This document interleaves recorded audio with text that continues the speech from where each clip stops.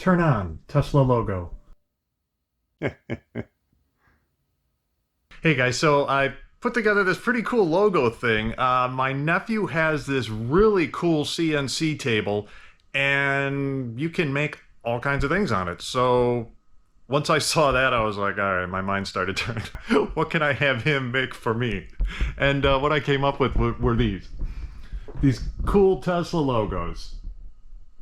I've always wanted to put something up here. Really couldn't figure out what to do, what to put on there, and I see other people with different car logos and things, and then a lot of people have these cool Tesla logos and things in their garages or wherever. So I'm like, well, I got to do one of those. What I did was just basically measured out the size that I wanted to fill this space, and initially I also wanted to put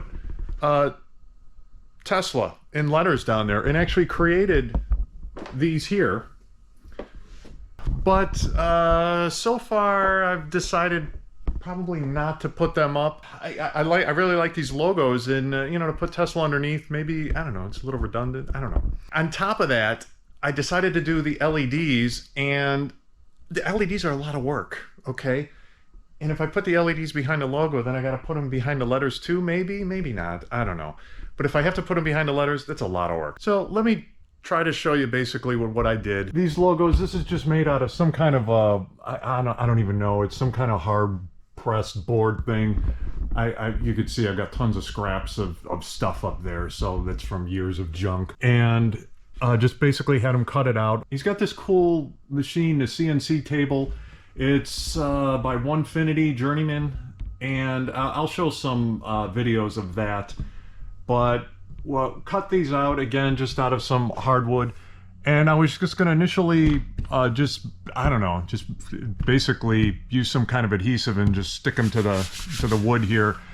And then I'm like, well, why not get a little bit more creative? So I ended up basically sticking a ton of LEDs underneath it, and then wiring behind it. So using this wiring, it's pretty sweet because it's real small, 24 gauge, got almost all the exact colors that you need. Here are the LED strips that I use, which honestly weren't the easiest to do. I'll show why in a minute. It's really because these LEDs are spaced out so far, but you've got red, you've got green, and it really should be blue, but you can call that black. And then 12 volt, put the yellow on that. So it's pretty slick, and you just solder them to those little pads, and you're really all set. Then it comes with this little control voltage converter thing here. It also has this remote control. So it's got a few different modes. You can put it on green, you can put it on blue, red. It can change between all these different colors. You can have them flash, strobe, fade, smooth, on, off, fade, on and off, brightness, and I'm probably not really going to use any of those modes. I'm just going to keep it either on or off, and I'll just pick a color and stick with it.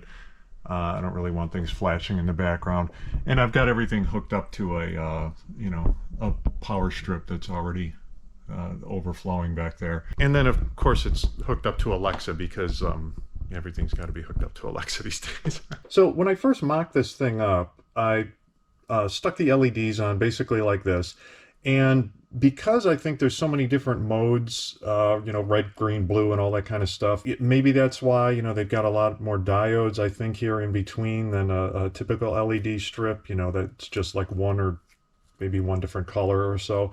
But anyway, for whatever reason, these LEDs are spaced out pretty far apart, and when I taped them on there like this, it really wasn't that bright behind, it didn't have that nice glowing effect. So what I did was, and this was, it's a bit of a pain, it's not that bad, but I ended up folding over each one of these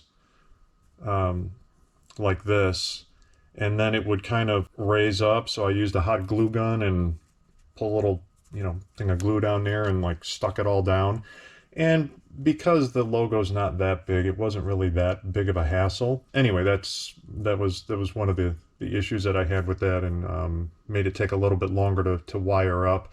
Also, it's not a lot of fun when you have different you know, when you have two different parts to the logo. So, like, for example, if you want to do these letters, you have to tape it to the back of this, or stick it to the back of each letter, and then you got to wire it to the next one, and then wire to the next one, and to the next one, and so forth. And that's a big pain, you know, because you're drilling holes through whatever, and then you're bringing the wires back up and through, because you don't really want wires crossing a part where you can see them.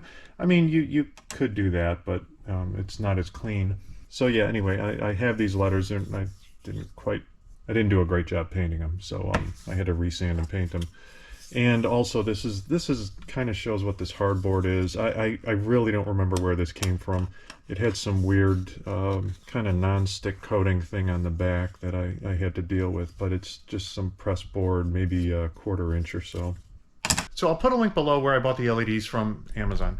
For like $18 and a little work, plus another $5,000 for a CNC router table, you could create something as cool as this. So there are other ways to create these logos. You don't actually need a CNC router table. It makes things a little nice, a little easier. They do kind of come out like perfect, but there's other ways to do this. So turn off Tesla logo.